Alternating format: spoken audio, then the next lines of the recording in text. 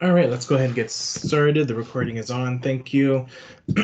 So I'd like to call this work session to order on FY 2021 Assembly Proposed Budget Amendments. Let's start with the roll call, please. Yes, Mr. Chair. Ms. Allard. Mr. Constant. Mr. Dunbar.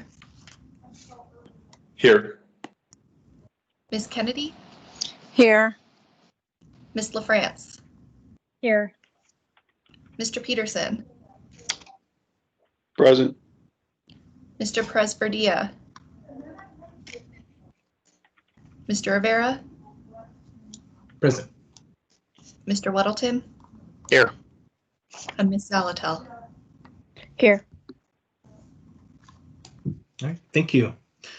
Okay, so as usual, if members want to get in the queue, please put yourself in the chat or text me if you can't access the chat. All right, so for today, we're going to go through the various amendments that we received. Not too many, so we're probably not going to use the full time that we have today. I think this goes until 3 o'clock. So Desiree, if we can go ahead and put up the amendments on the screen, we'll just go one by one. All right, so first we have an amendment by Assembly members Dunbar and Peterson to the capital improvement budget. Who would like to speak to that? I can, Mr. Chair. Great, go ahead.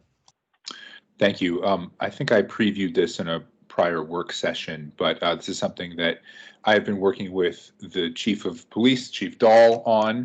We've also spoken with PM&E, Mr. Kohlhase, and this is the amount that they gave to, they proposed to us, so $160,000. This would remove a pullout, and so we actually spoke with the Parks Department and some others about why that pullout was there in the first place. We thought maybe it was maintenance or what have you. But no department has identified it as being a critical need. They think maybe it was intended to someday be an alternate entrance to Russian Jack Park. This is south of Dunbar. If you guys know where that is, on Pine becomes Rika and then bends about halfway down south of Dunbar. There's a pullout that abuts the park, but it doesn't serve any useful purpose. But it has become a real center of criminal activity in the Russian Jack area. There's often stolen goods and cars that appear to be stolen there, and it's where sort of things are ferried back and forth into the park for a number of camps there. And that's all bad enough, but a couple of months ago, there was a murder a few hundred feet from this pullout, and that was the moment where I sort of resolved, all right, this really can't go on. So again, we've spoken with the Chief of Police, we've spoken with PM&E and the Parks Department, and everyone's on board, and this would add $160,000 to the road bond, and it would be for removing this pullout off of Rika. Thank you.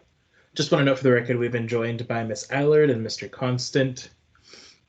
Is there any further discussion on this amendment? And just for the record, so this is the work session where we will just ask clarifying questions. This isn't opportunity for us to debate. We will do that on the floor on Tuesday.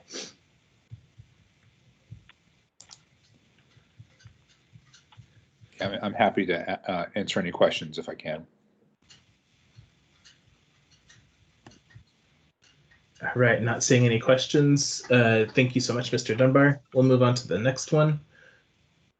All right, so this is an amendment to the operating budget by Assembly Member Crystal Kennedy. Ms. Kennedy. Thank you, Mr. Chair. Hope you can hear me okay. I am riding, not driving, but in a truck, so it might be a little bit noisy in the background. This is to add $30,000 to the Chugach Eagle River Senior Center. If you remember last year, they had some fairly decent budget shortfalls, and a lot of that was in expenses that they really can't control. And particularly this year, they believe they'll have a $60,000 shortfall, mostly due to the increases in insurance. Obviously, there's going to be a lot of tightening of the belt around here, I believe. So just in an effort to help a little bit, but not do the entire thing, I'm looking for $30,000 to give to that to the senior center. And you can see below where I believe some of those funds could come from. In a lot of cases, these are pretty significant. Furnishings and equipment is a fairly large number in a lot of these different departments. The only one that I think was really interestingly large was the HR one, and I took a bigger chunk out of that one, mostly because it was interesting that that department is losing 16 people, yet had a much bigger budget than they even had back in 2000. I believe, if that's the correct one. I don't have my notes in front of me, but anyway, so you can see there's just, a little bit here, a little bit there to try to get to that 30,000 that the senior center would help them offset their increased insurance costs this year or next year. Thank you. Thank you. I have a question from Ms. LaFrance. Thank you, Mr. Chair. And thank you, Ms. Kennedy, for that explanation. Can you say a little bit more, or maybe someone from the administration can speak to the upward pressure of the rising insurance costs? $60,000 a year seems very high. And I know that last year, as you mentioned, we also added money to their budget. And it would be helpful to me to have a little more understanding of what exactly, as far as insurance goes, is causing this increase. Thanks so much. Well, Mr. Chair, if I might. Go ahead. Thank you. Ms. LaFrance, I really can't answer that question, to the depth that I think you're looking for. Like I said, it was apparent that their insurance increases were bad enough last year. That was $23,000 last year that we increased their budget to. And so apparently this year, like I said, it's even more significant. But I'm happy to talk to the director at the center and get some more detail on that. But it could very well be that that's something that maybe Mr. Wilbur could answer, just in knowing kind of what is happening with insurance costs. But I can't answer any more than that. But I will try to see what else I can find out. Thank you. Thank you. Thank you, Mr. Chair. Ms. Zolotel? Thank you, Mr. Chair. And I apologize, Ms. Kennedy, I had to step away to find a ruler for math class. Could you talk a little bit, if you know, what impacts the budget to furnishing and equipment budgets might have, where you've listed those? I'm sorry, I missed the first few that you were going through. Thank you. I didn't go through them all individually. What I did was mention that these were budgets that had pretty significant numbers in them. I particularly looked at the comparison between 2019 and 2021. I think all of us know that 2020 budget comparisons are a little difficult because things were so strange and not abnormal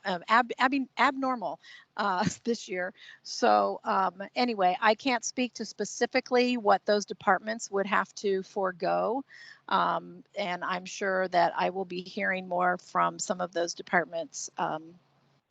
And even in contracted services, both for the CFO and IT, those are very large numbers.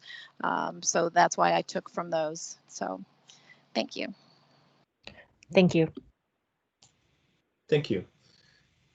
All right, I don't see anyone else in the queue. Thank you, Ms. Kennedy. Let's move on to the next one. So another operating budget amendment by Assemblymember Crystal Kennedy. Go ahead, Ms. Kennedy. Oh, thank you, Mr. Chair. This one is in reference to the alcohol tax, and this one takes $1 million from the early education and early literacy grants, and puts that toward the Anchorage Police Department for a variety of things. One of the things that we know we were supposed to do was try to increase some of our public safety funding so that we could address some of those needs. And the Anchorage Police Department has some pretty significant needs, both in their cell phone contracting and for some of their crime lab analysis personnel. So part of this is just an idea of making sure that the communications capacity of the Anchorage Police Department is really solid and reliable. The other thing is that when we are dealing with so much crime in terms of sexual assault and particularly crimes against children, when we have the capacity to investigate those crimes and do the analysis necessary and have the ability to prosecute those with the data that they need in the courtroom, we need to make sure that the funding is there to make that happen. And even with dispatch, we've always had that issue with dispatch, particularly since they tend to have one of the, they tend to impact their overtime budget. So this would help alleviate a lot of that. And I put some flexibility in there, knowing that the Anchorage Police Department has a whole list of other needs right now. But this would give them enough flexibility in these different areas to tackle some of these huge gaps in their ability to serve the community. So thank you. Thank you. Ms. Zolotel? Thank you, Mr. Chair. I was wondering if we had anyone from the administration who could, and I'm hoping this is appropriate, could compare this amendment to what's in the S version or what's contemplated by the S version for APD, because it seems very similar, but I'm uncertain. Yeah, through the chair, Assemblymember Zalato, this is Jason Bockenstedt. The S version in the alcohol tax that the administration presented last Friday actually included $650,000 in alcohol tax revenue to the police department. And in our conversations with the Assembly as well as APD, we have come up with a solid idea of where that 650,000 would the highest and best use of that would be within the department, and we can share that with you. I think the areas in which the chief would like are similar to what I think Assemblymember Kennedy has on here. For the most part, a lot of it is on some non-sworn side for some IT and crime lab analysis personnel, as well as a few other clerks and non-sworn folks. So we're almost there. We're not at the $1 million, but we are anticipating putting $650,000 towards it. Thanks for the clarification. Thank you. Ms. LaFrance? Thank you, Mr. Chair. One question I have concerns the uses that we approved for the alcohol tax money. And I know one concern was that funds would not be used to backfill or backfund any parts of the general operating budget. And so I would just want to confirm that these items, like dispatch personnel and things like cell phones, wouldn't that already fit within, the police department's budget? Or are these new things? Like I can see the IT crime lab analysis personnel might be a new area that's tied to the goals and the guidelines of the alcohol tax revenue. Thanks. Through the chair, Assemblymember LaFrance, this is Jason Bockenstedt again. I'll take a first crack, and if I get anything wrong legally, maybe either if Cato's on or if Dean is on, they can hop in. But from my perspective, this is still an allowable and eligible use because we are not displacing any current funding under the 2020 budget and moving it to the alcohol tax. All of the positions, and I assume the same without necessarily speaking for Assemblymember Kennedy, these wouldn't be replacing positions already. These would all be additional positions that would be added and then funded through the alcohol tax, which my read of the ballot language and the intent is that that is something that is allowable. Okay, thank you. Thank you, Mr. Chair. Thank you. All right, seeing no further discussion, thank you, Ms. Kennedy. We'll move on to the next one. So this is an operating budget amendment by Assemblymember John Weddleton. Mr. Weddleton? Well, thanks. I've actually got two that kind of work together, and we had agreed in the AO 2020-79S. There was an amendment from Assemblywoman of France that I offered an amendment that passed unanimously that said that alcohol taxes would fund 50% of this office. So this essentially takes 95,488, which is half of what's shown in the budget, and puts it. This piece puts money towards Equity and Justice Office in the alcohol budget component here, and so adds this amount to that office, and it so that we don't increase the amount we're proposing to use of the alcohol tax, takes it from abatement. And just with the thinking that we won't be able to use a lot of abatement, I think this, or early spring and so on, because we're so far above capacity and the shelters already, we're turning people away. We probably won't be able to do abatement. So, and this is matched with the next one, Weddleton 2, which takes the $95,488 that is now freed up from that Equity and Justice Office and puts it towards the IT position that the library was looking for. This was a little bit shy of the amount that they were looking for the IT officer, but Mary Jo Torgerson said that this would do about 2/3 of, or 60% of that position, and that would be very important to them. Thank you. Ms. Zolotel? Thank you. On the prior amendment from Mr. Weddleton, could someone, probably from the administration, so it's my understanding that the Parks and Rec Healthy Spaces is beyond camp abatement. So what effect would this amount or decrease have on the proposed plan for the healthy spaces? And maybe we could get a little bit more of an explanation about what healthy spaces is in addition to camp abatement.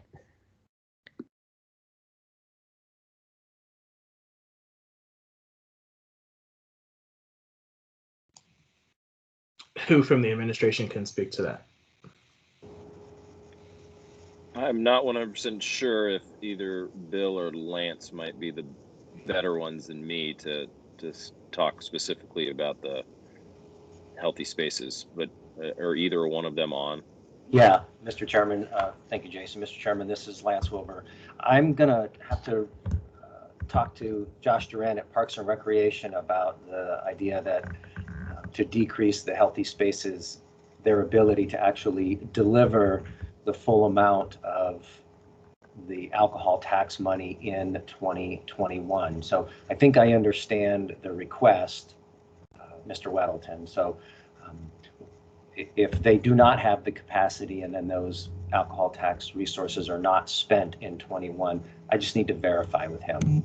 I'm just reading it as presented. I'm sorry, maybe I could clarify my question. The justification for the amendment is that we won't do camp abatement because shelters are overflowing. But it was my understanding that the healthy spaces was beyond camp abatement.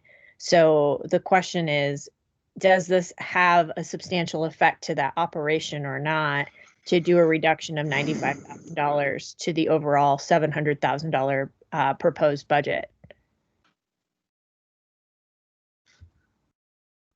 Through the chair, again, this is Lance Wilbert, Office Management and Budget. Assemblymember Zalatel. Again, I will have to verify with Parks and Recreation.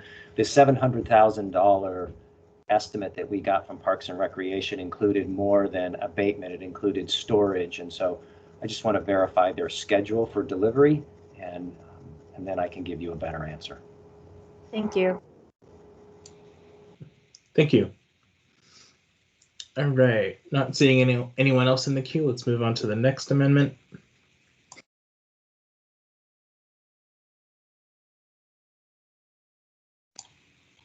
All right, I think this is the last one in the packet, and this one's mine. So as Assembly members are aware of, over the last couple of years, I have put forward amendments to increase and strengthen the capacity of the Assembly Department, and by and large, I have been grateful to have the support of the majority of Assembly to continue doing so. I had hoped to have a much more robust amendment to bring forward this time around. Likely I'll leave that for April. But for now, what this amendment is seeking to do is to keep us at a status quo of our current staffing level, which includes the two temporary aides and the communication, the two temporary aides and the IT assistants that have been brought on board, and bringing them on for through March, and then in April we can reassess and look at the staffing needs. So that is what this amendment is. Likely, I will be looking at revenue sources in more detail, but wanted to put this forward as an initial concept. That's it for me.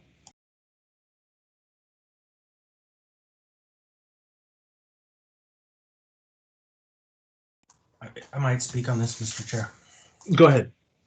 So we had a meeting yesterday with these aides, discussions of our communications and methods of communication.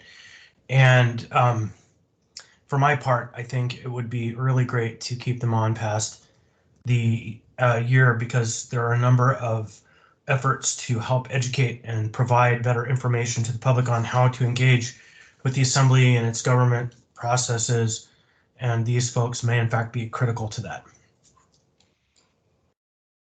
Thanks, Mr. Constant. And yeah, apologies. Maybe you weren't here for the beginning. Happy to have you repeat that again on the floor of the Assembly on Tuesday. Yep. But I think for now, we're just doing any clarifying questions that members may have. Ms. Kennedy? Thank you, Mr. Chair. My question's in regard to the individuals and whether or not there's been any conversation with them about whether or not they are interested in continuing, because obviously we hired people under the belief that these were temporary positions. And I just kind of wondered, would the intent be to simply continue the very same individuals, or just the position, so that if one of these individuals or both didn't want to carry on, would the position then be put out to hire for some other individuals? Thanks. Thanks. That's a good question. So interestingly enough, it's actually been the individuals that have asked me if these positions are going to be extended past December or not. So likely most of the individuals, if offered, will accept a continuation of the position through March. If not, we would go back and redo the process, open up applications, etc. Okay, thank you.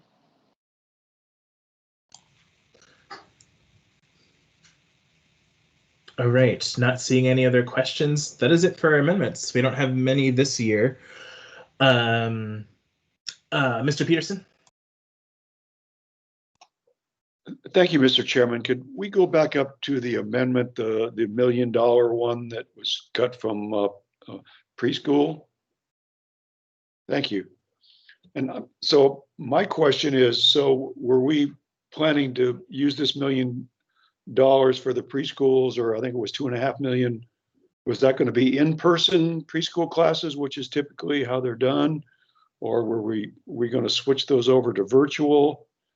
And if they go to virtual, does it cost less to do it? Just wondering if anyone has any information about that. Thank you.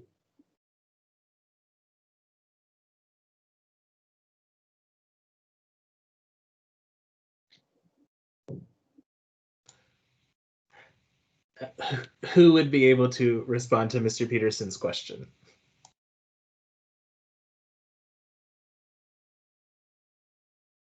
Through the chair, this is Jason, Assemblymember Peterson. Let us get back to you on that. My understanding is that I'll have to check with Heather Harris at AHD, but my understanding is these were going to be grants that were going to be given to different providers once we have set up an RFP process for them and whatnot. So let me get some more details specific to your question, and I will follow back up with you. Okay, thanks, Jason. Thank you, Mr. All right, so I guess I'll open it up one more time, see if anyone has any other questions on these packet of amendments. Otherwise, we will deliberate and vote on these on Tuesday. Mr. Wilbur? Thank you, Mr. Chairman. I just thought I would share with the Assembly where we are working on the administration side for the S version, and I do appreciate the amendments that were proposed today. I think that I think some of these things we can accommodate in some manner, not starting in any particular order. I think the one for the senior center, Ms. Kennedy had brought up, I made aware of some grant opportunities that the state might have. I'm going to maybe coordinate with the senior center out there to see if we can't address some of their needs. And I do know that the administration is going to be doing some cleanup on our end, just to give the Assembly an appraisal of what those are going to include. We are going to be adjusting the proposed budget to include the vaping for the taxes on the tobacco, the changes on the tobacco. That will obviously reduce the tax burden in our proposal. We also have a couple other things that you're going to see for cleaning up after the close of the ML&P sale. We got a true up of the ML&P liability, and so we will clean that up. In addition, with the amount going into the trust, there's a slight increase there. So we're taking those into account. We also are going to propose to include a deputy municipal manager position. And so we are working to figure out how that can be accommodated within our constrained resources. And then we will be working on an S version for the alcohol tax, considering the ones that were proposed today. I will be working with the mayor and the senior staff on how we move forward on those. And I think we also have a little bit of cleanup to do in organization. Won't change the dollar number. And then I'm aware that there's some questions outside of Mr. Dunbar's adjustment to the capital program. I've heard that the Little Bears folks in the Girdwood Board of Supervisors may be reconsidering their approach on Little Bears only on the timing. That may influence after the budget's approved. We might need to make some adjustments to the capital program. We can do that in December. The primary purpose of that would be to adjust the bond amount. So I just wanted to make the Assembly aware that that's likely to come up after we approve the capital program, which is acceptable, and we can still make it work to meet the bond. And my desire would be that we could have an S version to you Monday afternoon. I need to make sure that I have confirmation from Treasury on any adjustments for the revenue projections, the last ones they gave. We want to make sure that we're up to date on those, and then really take a look at the amendments the Assembly proposed today, see if we can accommodate some of these as part of our S version, and then present those to you on hopefully Monday afternoon. I just wanted to let you know. Thank you, Mr. Chairman. Thank you. Mr. Constant? Thank you, Ms. Alaton. I haven't been able to nail this down, but you may see an amendment that increases the amount of the bond, the CIP, to pay for toilets in town. So just, put that on the table now that you may see that by Tuesday. Thank you. All right, seeing no one else in the queue, I'm going to go ahead and close this work session. Have a good weekend, everyone.